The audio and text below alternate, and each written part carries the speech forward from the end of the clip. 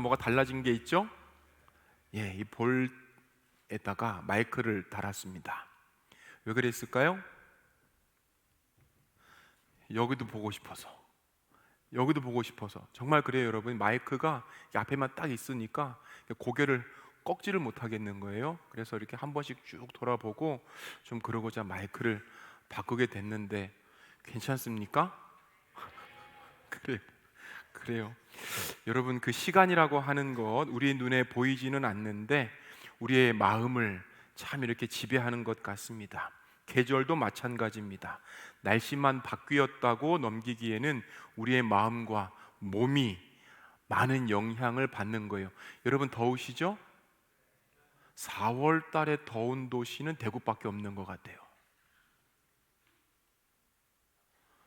다음 주면 이것을 좀 벗어버리고 좀 시원하게 입었으면 좋겠습니다. 어쨌든 여러분, 봄이면 설레고 가을이면 생각이 깊어지는 구석들이 분명히 있습니다. 처음 보는 벚꽃도 아닌데 봄이면 항상 밖으로 나가고 싶어지는 거예요. 시간과 계절이 바뀌는 것처럼 꽃들이 다시 시들었다가 다시 일어나는 것들처럼 우리도 좌절했다가 일어나는 한숨 나는 순간들이 수도 없이 많았을 거예요. 21g 얼만큼일까요? 5센트 동전 5개의 무게, 벌새 한 마리의 무게, 초콜릿바 그 무게가 21g이라고 합니다. 어느 한 이론에 의하면 사람은 죽음의 순간에 예외 없이 마지막 한숨을 쉬고 그 몸무게에서 21g을 잃어버린답니다. 이때 사라지는 한숨과 함께 사라지는 21g, 무엇을 의미합니까? 영혼일까? 사랑일까? 아니면 세상과 작별하는 아쉬움일까? 어떻게 정의하느냐에 따라 다르지만 확실히 우리들은 21g의 한숨들, 그보다 많은 한숨들을 날마다 쉬고 있지는 않을까요? 1980년대에 유행했던 장난감 중에서 루빅스 큐브라고 하는 정사각형 모양의 장난감이 있습니다. 이 정육면체 퍼즐인 큐브는 54조각의 흩어진 면들을 색깔별로 맞추는 거예요. 6면을 시간 안에 다 맞추는 것이 결코 쉽지 않습니다. 이러한 큐브의 한 축을 과거, 현재 혹은 미래라고 하는 시간들로 정의를 해보고 또 다른 한 축을 이야기들로 가득 채워졌다고 가정을 한다면 비록 여러분 한 사람 한 사람들의 삶도 여러 조각들이 있고 여러 시간들이 있고 여러 이야기들로 가득 채워져 있다는 것들을 우리가 볼 수 있는 거예요. 어지럽고 복잡하고 한숨이 가득한 우리의 모습인데 여러분, 우리의 모습과 같은 사람들이 이 사회에도 상당히 많이 있습니다. 그래서 일면식도 없는 누군가의 복잡하고 다양한 이야기들을 내가 원하지도 않음에도 불구하고 접할 수밖에 없고, 그래서 어떤 제목들처럼 결국엔 타인은 지옥이다 라고 하는 그러한 명제처럼 남들을 바라볼 때들도 상당히 많이 있습니다. 21g의 한숨과 다양한 이야기들로 구성된 큐브의 이야기를 잠시 했는데 오늘 나오는 요시야, 주인공 요시야, 이 주인공 적어도 10년 동안 21g보다도 더 무거운 한숨들로 그의 삶들이 가득했었던 왕들이었었던 거예요. 본인 혼자만 한숨을 쉬어도 힘든 고통의 한숨이었었는데 그가 기어이 남들 속에 들어가서 이야기들을 만들어주고 결국엔 그들도 기쁨의 한숨들을 쉬게 만들어 주었던 그러한 왕이었습니다. 요시야 왕, 여러분 당시에 최고의 전성기를 달렸던 나라가 아수르였어요. 어느 나라였었다고요? 아수르. 이걸 꼭 기억하셔야 됩니다. 아수르가 요시야 당시에 최고로 팽창했었고 그들 아수르의 최고의 철천지 원수가 어느 나라였었냐? 이집트였습니다. 아수르와 이집트가 전쟁해서 결국 아수르가 이깁니다. 아수르가 전성기였을 때에 유다 왕이 요시야, 보다도 두세대 앞섰던 므낫세라고 하는 왕 때 이 아수르가 최고의 전성기를 달리고 있었습니다. 여러분, 이 므낫세, 우리가 잘 알고 있는 히스기야의 아들인 거예요. 히스기야, 므낫세, 아몬, 요시야, 이렇게 네 왕이 순차적으로 아버지와 아들들이 되는 거예요. 하나님의 신앙이 거의 없어진 그 땅, 히스기야가 영적인 부흥의 불씨를 간신히 일으키지만 아들 므낫세는 하나님 보시기에 최악의 왕이다 라고 기록될 정도로 아버지가 만든 신앙들을 싸그리 부서뜨립니다. 어떻게 그렇게 하냐면, 히스기야가 그렇게 잘했음에도 불구하고 므낫세의 죄악으로 말미암아 하나님께서 결단코 이 죄 좌시하지 않겠다, 돌이키시지 않겠다라고 말씀하시는 거예요. 므낫세는 여러분 왜 그랬을까요? 왜 그렇게 수많은 범죄들을 저질렀을까요? 그 아버지가 충분히 선하게 하나님의 것들을 이루었음에도 불구하고, 그 모습을 보았음에도 불구하고 왜 므낫세는 하나님께서 그처럼 싫어하시는 악의 모습들, 악의 결과물들을 만들어 내었을까요? 여러분, 므낫세가 선택의 여지가 없었기 때문이에요. 아시리아에 저항한다는 것 자살 행위였습니다. 먹고 사는 문제, 생존의 문제로 아수르가 원했었던 것 다 할 수밖에 없었고, 그들의 속국으로 살았기 때문에 결국엔 아수르의 모든 신들을 다 받아들입니다. 그렇게 55년이 흐르게 된 거예요. 주님께서 이후에 그들을 돌이키시고자 했지만 마음이 이미 돌아선 자들, 하나님의 음성을 깨끗하게 거부합니다. 신앙이 겨우 연명되던 이스라엘이 그렇게 망할 줄 알았습니다. 그런데 다행히 요시야로 인해 상황이 조금씩 바뀌기 시작하는 거예요. 이미 아수르에게, 아시리아에게 빼앗긴 북이스라엘까지 종교 개혁이 실행이 되었고, 다윗 때의 모습을 복권했다라고 하는 그러한 평가도 받게 됩니다. 그럼에도 불구하고 그의 할아버지 므낫세의 세계관, 아수르의 세계관으로 가득 찬 이스라엘을 되돌리기가 결단코 쉽지 않았다라고 한다는 거예요. 8세의 왕이 된 요시야, 16세에 주님을 만났고 20세부터 우상을 없애기 시작합니다.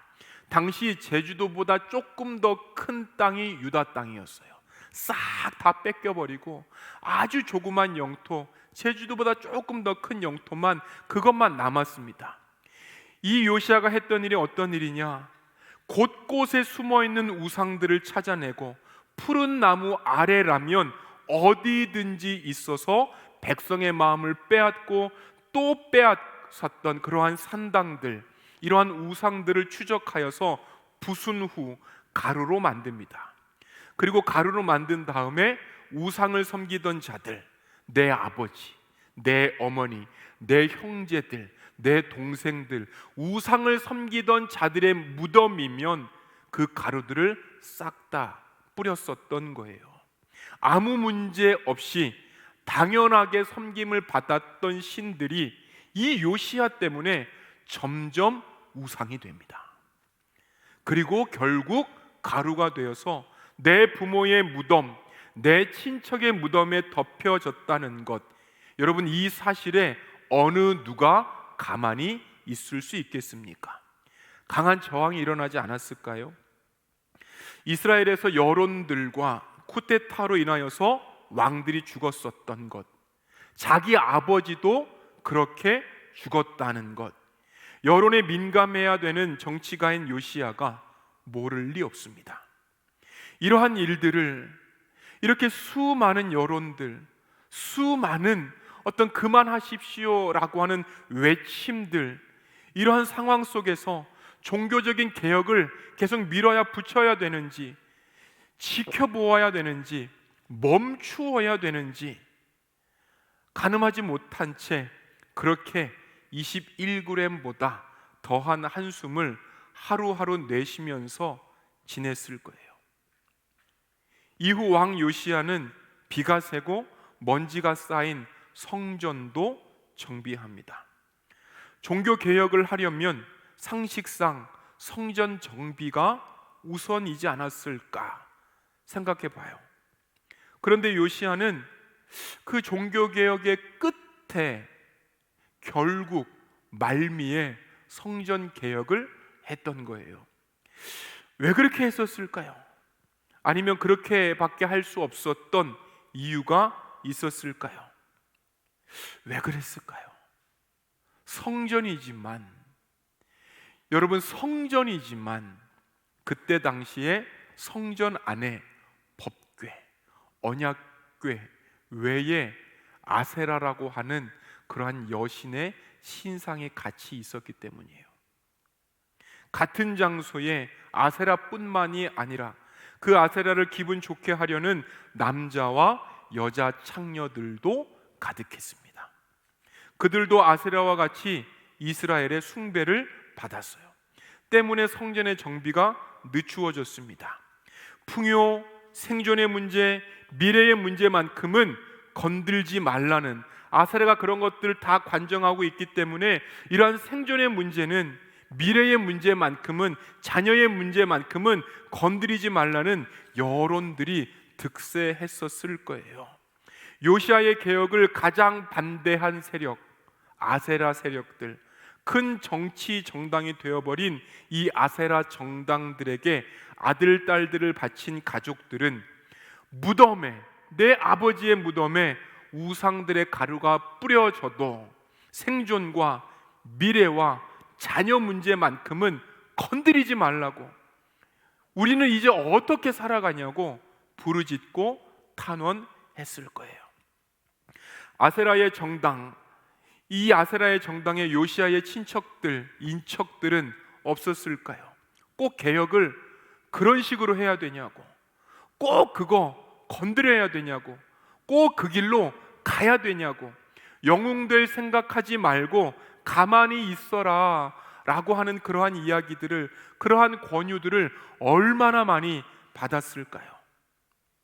당시 자녀들을 태워서 제물로 바치는 과격한 풍습이 있었는데, 이러한 모습들과 함께 아세라 정당의 탄원은 자녀들을 태워가면서 당신이 계속해서 종교의 개혁들을 할 거면 우리도 우리의 방식대로 우리의 자녀들을 태울 것입니다. 이러한 저항들이 얼마나 많이 있었을까요? 또 요시야는 그렇게 21g보다 더한 한숨을 하루하루 내쉬면서 보낼 수밖에 없었습니다. 여러분, 이렇게 우상을 제거하는데 10년이 걸리는 거예요. 그 좁은 땅에서 아무도 거스릴 수 없는 그 왕이 나섰음에도 불구하고 이만큼 긴 세월이 필요했다라고 하는 것은 이미 이스라엘 사람들 마음속에 골수에 사무치게 우상 숭배가 실행되고 있었음을 고발하는 거예요. 그래서 지도자 요시야 한 사람의 열심으로는 쉽게 회복할 수가 없습니다. 모든 지역 총체적인 우상 숭배의 모습이 어떻게 이스라엘 땅 가운데 이렇게 편만하게 진행이 되었을까요? 그렇게 성전을 정비하다가 잃어버린 율법책을 발견합니다. 그것으로 죄를 깨닫고 하나님의 마음을 읽어요. 하나님을 사랑하지 않았구나 라고 하는 것을 회개하는데, 이 요시야 왕만 회개하는 것이 아니고 지도자들을 다 소집을 합니다. 다 소집해서 같이 회개하고 솔로몬 이후에 완전히 잊혀졌었던 유월절을 다시 복원하게 되는 거예요. 무슨 뜻일까요? 본인들의 정체성을 다시 세우겠다라고 하는 뜻인 거예요. 하나님 앞에 모인 모두가 회개하며 숫소와 그리고 염소들을 회개의 제물로 쓸 수 있도록 요시야가 다 또 내보내게 됩니다. 이때에 잃어버렸던 율법책을 발견하고 회개하던 그때, 수십 년 동안 중단되었었던 유월절을 실행하며 온 나라가 축제 분위기였었던 그때, 하나님께서 이 요시야 말고 그때 당시의 선지자였던 예레미야에게 말씀을 하시는 부분이 있습니다. 다 같이 읽어보시겠습니다. 예레미야 7장 1절에서 3절입니다. 시작. 주님께서 예레미야에게 주님의 성전 문에 서서 주님께 예배하려고 문으로 들어오는 모든 유다 사람에게 주님의 말씀을 큰 소리로 일러주라고 하셨다. 나 만군의 주 이스라엘의 하나님이 말한다. 너희의 모든 생활과 행실을 고쳐라. 그러면 내가 이곳에서 너희와 함께 머물러 살겠다. 여러분, 행실 고쳤잖아요. 그런데 주님께서 예레미야를 통하셔서 이 말씀을 하시는 거예요. 뭘 더 어떻게 하라고? 다 끝난 그 시점에 예레미야에게 행실 바르게 해라. 이미 했는데요. 그럼 무슨 뜻이에요? 숨겨진 그 무엇이 있다라고 하는 거예요. 이러한 점, 신앙을 한 번 더 돌아보게 만듭니다. 누구보다도 순전한 마음으로 유다 민족의 신앙을 회복하려고 애썼는데 종교개혁이 진행이 되자 또 다른 실권을 잡는 사람들, 또 다른 세력들, 또 다른 주도권을 잡는 사람들이 그 종교개혁 그때에도 또 나타나고 있다는 거예요. 성전이 수리되고 예배가 회복이 되자 종교의 주도권을 잡는 사람들이 생기기 시작합니다. 이 종교 지도자들이 정치 세력과 긴밀한 관계를 유지하며 제사장 직무를 독점합니다. 그렇게 요시야 때부터 신약까지 이어져서 예수님을 죽이는데 가장 앞장섰던 사두개파, 사두개 정당이 바로 이 부분에서 나오는 거예요. 여러분, 고민해 봤으면 좋겠습니다. 종교개혁 이전 이스라엘의 모습들, 종교개혁을 했음에도 불구하고 예레미야로 말미암아 끝까지 경고를 받는 모습들을 보면 결국 왜 그들이 그렇게 되었을까? 결국 그들을 그렇게 만든 이유는 무엇일까? 우선 잘 되고 보자는, 잘 살고 보자는 지금이 중요하지 않겠냐라고 하는 그 생계의 문제가 진리의 문제보다 더 앞서지는 않았을까요? 진리의 진지함보다는 재미와 오락의 시간들이 우선되지는 않았을까요? 여러분, 이러한 점들을 우리는 세속성으로 부를 수 있습니다. 세속성은 세상이 보여주는 것들로 우리의 관심과 우리의 목적을 끌어당기는 그러한 힘을 의미합니다. 한 인간이 태어나서 죽을 때까지 여러분들을, 저를 공격하는, 위협하는 정신이고, 매일매일의 삶 속에서 지금 여기라고 하는 이 순간성을 계속 강조하는 정신, 여러분, 그것이 세속성인 거예요. 이 정신이 얼마나 강한지 세속성 때문에 멀어진 진리 더 이상 느끼지 못합니다. 목적과 진리 그리고 그 의미가 상실이 되면 여러분, 우리의 인생 공허해지는 거예요. 우리가 목적과 의미를 상실해서 공허해지면 공허한 인생으로 끝나는 것이 아니라 또 다른 의미들을 계속해서 공허하게 만드는 그러한 과정들을 즐기게 되는 거예요. 이것이 주님 앞에서 우리는 큰 손해를 보고 있다로 기억해야 됩니다. 또 하나, 어떤 부분이 바로 이스라엘로 하여금 하나님을 떠나게 했을까요? 여러분, 실용주의예요. 많은 것들, 의미가 더 이상 문제가 되지 않고, 의미가 더 이상 중요해지지 않고, 모든 것들이 화폐 가치로 중요해지게 되는 거예요. 도덕, 성품, 인격, 믿음, 돈으로 환산할 수 없는 가치임에도 불구하고 자꾸 돈, 이러한 가치들을 돈 되냐, 얼만큼 중요하냐, 생활이 윤택해지냐, 이러한 것들이 계속 발전하자 운이 좋은 사람과 운이 나쁜 사람, 이렇게 이분화되기 시작합니다. 저 사람이 어떻게 노력했고 어떻게 성실했는지 따지지 않게 됩니다. 성실이라고 하는 이러한 말들 더 이상 우리의 삶 속에 갖다 붙일 수 없게 되었습니다. 사랑하는 여러분, 우리 속에 이스라엘 당시 백성들의 마음 속에 진지함, 성실, 묵상이라고 하는 것들이 뺏기고 있는 거예요.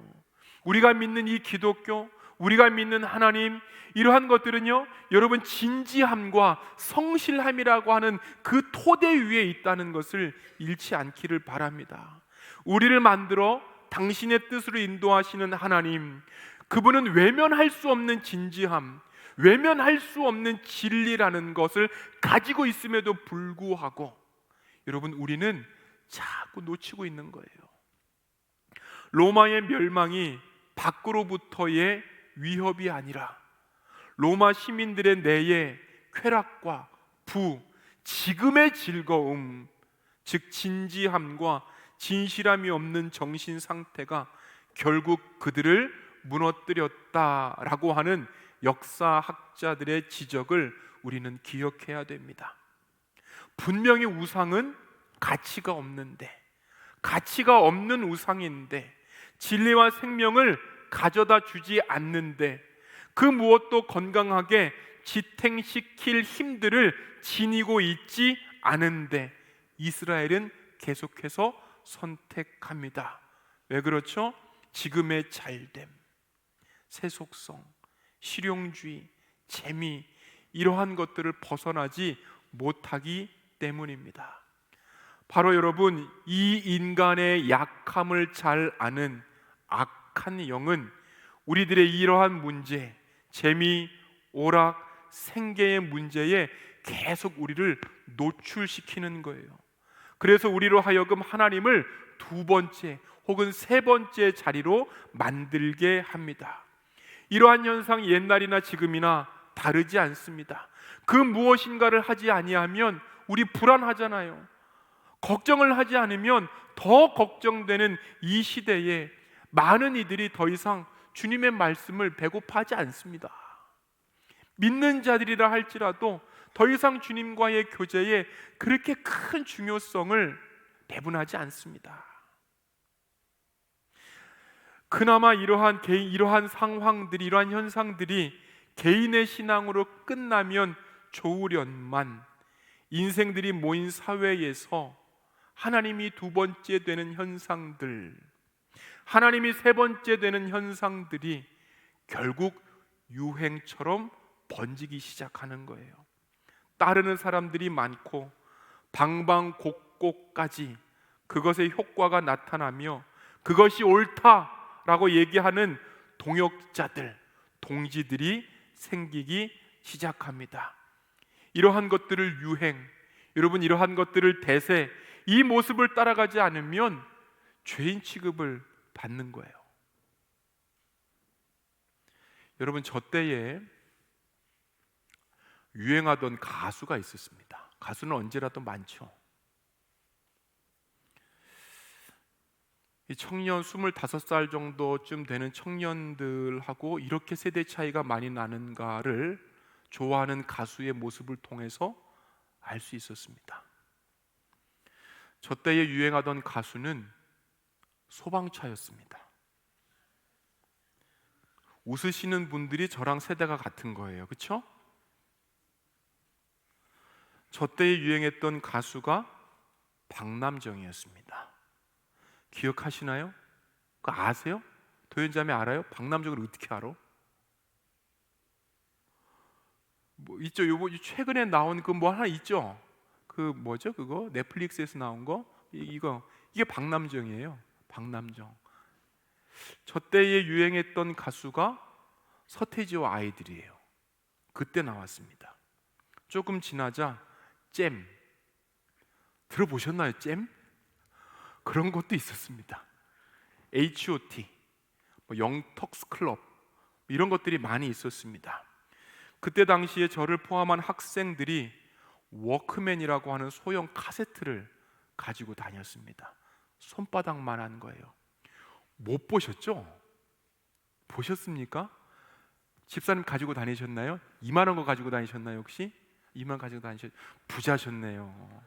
집사님 때는 요만한 거 가지고 다니셨을 것 같은데, 어쨌든 좀 비싸게 돈을 주고 사면 그렇게 무게가 혹은 그 두께가 얇아졌었던 그 카세트의 그런 시대가 있었습니다. 카세트를 바꾸어 듣는 것이 일반적이었어요. 중학교 3학년 때를 기억하는데, 저도 테이프를 빌려줬는데 친구가 듣더니 집어 던지는 거예요. 그리고 친구들에게 이상한 학생으로 찍히기 시작합니다. 여러분, 왜 그랬냐면 저는 서태지보다는 송창식이 좋았거든요. 저는 H.O.T보다는 조영남을 좋아했기 때문에 그래요. 그래서 어떤 그런 미디 음악에 익숙하지 않고 제가 정말 좋아하는 그러한 가수, 그러한 곡은 화개장터, 굉장히 좋아합니다. 담배가게 아가씨, 이런 걸 굉장히 좋아하는 거예요. 그 비트, 그 정서가 저하고 맞아요. 그러니까 시끌벅적한 거, 막 속 시끄럽다 그렇죠. 하여튼 그 맞지가 않아요. 여러분, 그럼에도 불구하고 그러한 유행, 그러한 대세, 그러한 모습을 따라가지 않으면 여러분, 그것만으로도 멀어지게 되는 게 이 세상의 이치다라고 한다는 것이죠. 어떤 것이 문화와 대세가 되었다는 것 때문에 여론을 얻기가 쉽다라고 하는 뜻이에요. 미얀마에 한 4-5번 정도 갔었는데, 선교사님과 계속 이야기를 하다 보면 선교사님들께서 겪는 고충, 공통적인 고충이 한 가지가 있습니다. 그것이 뭐냐면, 믿는 자들 혹은 불교에서 기독교로 개종한 자들이라고 할지라도 죽으면 나는 어떻게 태어날 것인가 라고 하는 그 윤회 사상을 벗어나질 못한다는 거예요. 왜요? 그 미얀마, 그 동남아 세계에서는 그것이 여론인 거예요. 그것이 대세인 거예요. 그것이 진리인 거예요. 바벨론 포로가 된 이스라엘 사람들, 70년 이후에 페르시아의 고레스 왕으로 인해서 많은 사람들 다시 너희가 살던 고향으로 돌아가서 성벽 짓고 성전 짓고 다시 고향들을 재건해라 라고 결정해 줍니다. 몇 명이 왔을까요?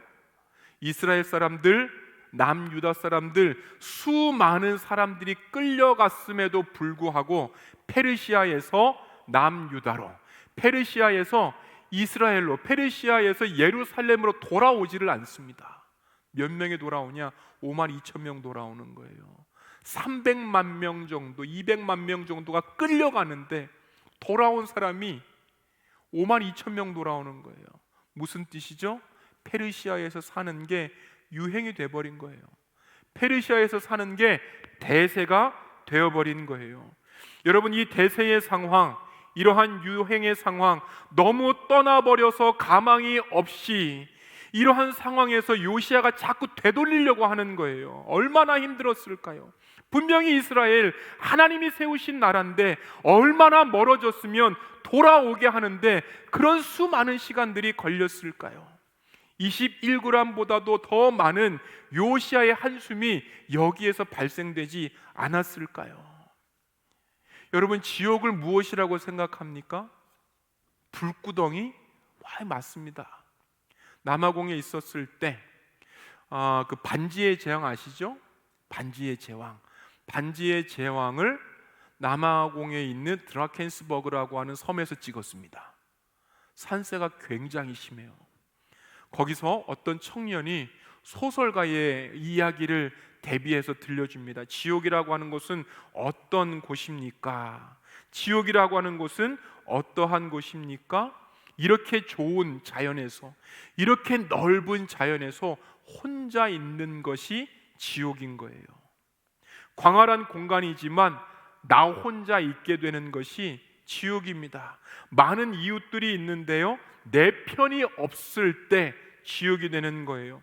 요시야가 개혁할 때 아마 가장 가까운 사람들이 남이 돼버립니다. 왕인데 혼자 있을 수밖에 없고 아무도 그에게 귀를 기울이지 않습니다. 이럴 때 계속 생각이 드는 거예요. 주님이 기뻐하시는 일도 있고 여론도 있고 대세도 있고, 그렇다면 나는 무엇을 선택할 것인가? 요시아의 삶뿐만이겠습니까? 여러분들 삶에서도 수도 없이 이러한 질문들을 하게 될 거예요. 어떤 일에나 언제나 시작이라고 하는 과정이 있는 것처럼 광야에서 타오르는 불길도 결국 불씨에서 시작하는 것처럼 요시야는 시작했고 수많은 한숨들을 내뱉으며 그 끝을 보았습니다. 그렇게 할 수 있는 이유가 무엇이었을까요? 국제 정세였을까요? 아니면 왕권이었을까요? 우리 말씀 한 구절 보시겠습니다. 열왕기상 13장 1절 2절이에요. 다 같이 읽습니다. 시작. 여로보암이 제단 곁에 서서 막 분향을 하려고 하는데 바로 그때에 하나님의 사람이 주님의 말씀을 전하려고 유다로부터 베델로 왔다. 그리고 그는 그 제단 쪽을 보고서 주님께 받은 말씀을 외쳤다. 제단아, 제단아, 나 주가 말한다. 다윗의 가문에서 한 아들이 태어난다. 그 이름은 요시야다. 그가 너의 위에 분향하는 신당의 제사장들을 너의 위에서 죽여서 제물로 바칠 것이며 또 그가 너의 위에서 그 제사장들의 뼈를 태울 것이다. 힘든 시간들, 수많은 여론들이 있음에도 불구하고 요시야가 추진할 수 있었고 여러분 버틸 수 있었던 그 이유, 바로 이러한 하나님 사람의 말씀이 있었기 때문인 거예요. 아마도 왕실의 실록으로 기록된 그 말씀, 이 말씀의 힘을 얻어서 지옥과 같은 세상에서 고통의 마음을 안고 살아가더라도, 오고 가는 언어가 험악해졌다 할지라도, 관계가 계속해서 어렵다 할지라도 나에게 주신 하나님의 말씀 의지해서 힘들었지만, 한숨이 났지만 넉넉히 이길 수 있게 되었었던 거예요. 요시야의 열심이 있기 전에 무엇이 있었습니까? 하나님의 예언, 하나님의 준비, 하나님의 열심이 먼저 있었습니다. 당신의 예언들을 이루어내시며 무시되던 영광을 찾기 위하여서라도 부던히도 요시야를 사용하시며 그의 한숨과 고통에 용기를 더해 주셨던 거예요. 따라서 사랑하는 여러분, 옳은 일이라고 한다면, 신앙의 일이라고 한다면 하나님의 뜻으로 생각하고 주님 아시고 주님 도우시니 꾸준함으로 나아가시는 여러분들 되기를 소망합니다. 여러분, 비슷한 상황들을 만난 바울은 어떻게 고백했을까요? 로마서 8장으로 가겠습니다. 시작. 누가 우리를 그리스도의 사랑에서 끊을 수 있겠습니까? 환난입니까? 곤고입니까? 박해입니까? 굶주림입니까? 헐벗음입니까? 위협입니까? 또는 칼입니까? 성경에 기록한 바 우리는 종일 주님을 위하여 죽임을 당합니다. 우리는 도살할 양과 같이 여김을 받았습니다. 한 것과 같습니다.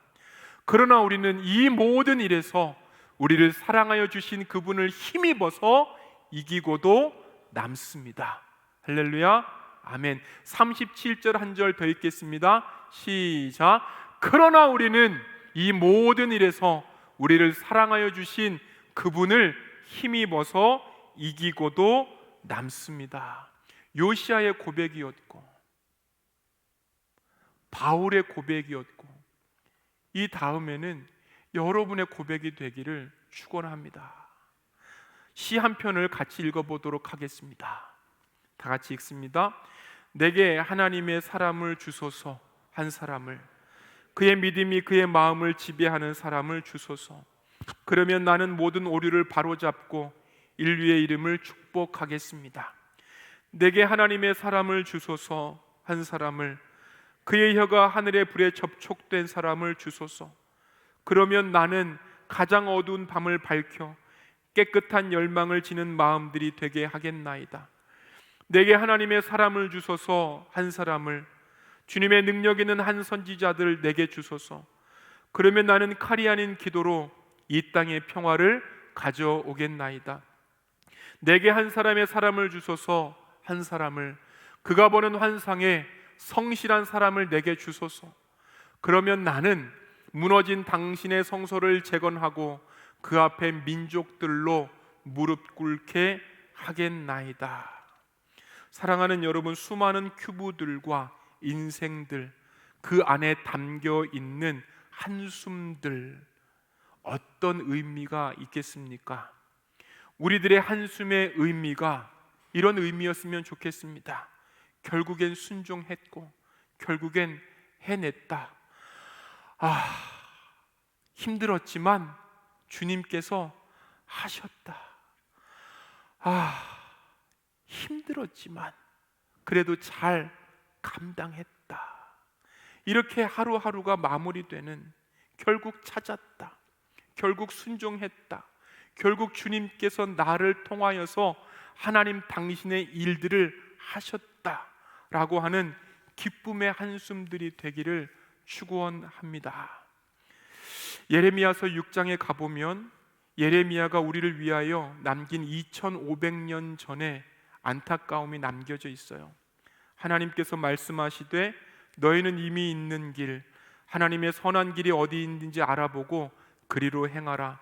그래야 평안을 얻을 것이다. 이미 주님께서 주셨습니다. 이미 주셨던 거예요. 그렇게 주님 말씀하셨는데 백성 대답합니다. 우리는 그렇게 하지 않겠습니다. 우리는 그렇게 하지 않겠습니다. 국가적인 위기에 있었던 이스라엘, 개인적인 위기도 별다르지 않았습니다. 이러한 위기의 원인, 하나님께 실증 났기 때문이에요. 한 사람 또 한 사람들이 하나님을 찾는 대신 짜릿한 것들을 추구합니다. 그렇게 선택할 수밖에 없었다고 지인들에게 인정도 구합니다. 그렇게 추구하다 결국 수많은 것들이 하나님을 대신하여서 나의 자리, 너의 자리로 들어오는 거예요. 성령께서 주시는 영적인 기쁨이 충만할수록 세상의 짜릿함들을 덜 찾게 됩니다. 하나님으로 가슴이 벅차지 않았다면 신앙으로 마땅히 있어야 할 자리에 아직 있지 못한 거예요. 이 시대를 집어삼킨 나의 마음, 이 시대를 집어삼킨 나의 뜻, 나의 생각, 나의 시간, 나의 건강, 나의 만족, 나의 미래, 나를 감동시키지 못함, 나라고 하는 이러한 신에 맞서는 여러분들 되기를 원합니다. 이 시대를 집어삼킨 나, 곧 신, 하나님 앞에 나를 더 이상 드리지 못하는 내 안의 소리들, 신앙의 권면에도 자존심이 건드려지면 결코 참지 못하는 내 안의 여러 자아들, 하나님 앞에 결코 집중하지 못하는 내 안의 감정들. 사랑하는 여러분, 여론과 대세는 주변에만 있는 것이 아닙니다. 우리의 마음에도 옳고 옳지 못한 수많은 생각들이 있는 거예요. 어떤 생각에 선택하고 어떤 생각에 민감해지시겠습니까? 여론을 따라가다가 결국 벼랑으로 떨어진 인생들, 이스라엘 백성들이었습니다. 강하고 담대해라, 두려워하지 말아라, 그들 앞에서 떨지 말아라, 내가 함께 한다라고 하는 숱한 음성을 주심에도 불구하고 우리는 그렇게 하지 않겠습니까? 로 나의 마음을 정하지는 않았습니까? 우리 주님 이렇게 확실하신데, 우리 주님 이렇게 확실하신데, 그래서 그분께 더 나아가야 되는데, 우리 이 시간 기도할 것은요, 그분의 의지, 어떤 우리의 마음에 들고 안 들고가 아니라 이미 주님께서 주신 그 생각들, 이미 주님께서 허락하여 주신, 확실하게 들려주신 그 마음들, 그것을 선택하고 내 마음이 아닌 하나님의 말씀, 그거 선택하고 믿음으로 나아가는 여러분들 한 분 한 분 되시기를 이 시간 축원합니다. 우리 시간 다 함께 예수 늘 함께 하시네, 이 찬양 함께 고백하시면서 하나님, 내 마음이 아니라 하나님의 말씀, 그거 선택할 수 있는 하나님, 그 의지들을 이 시간 허락하여 달라고 다 함께 찬송 후에 기도하며 나아갑시다.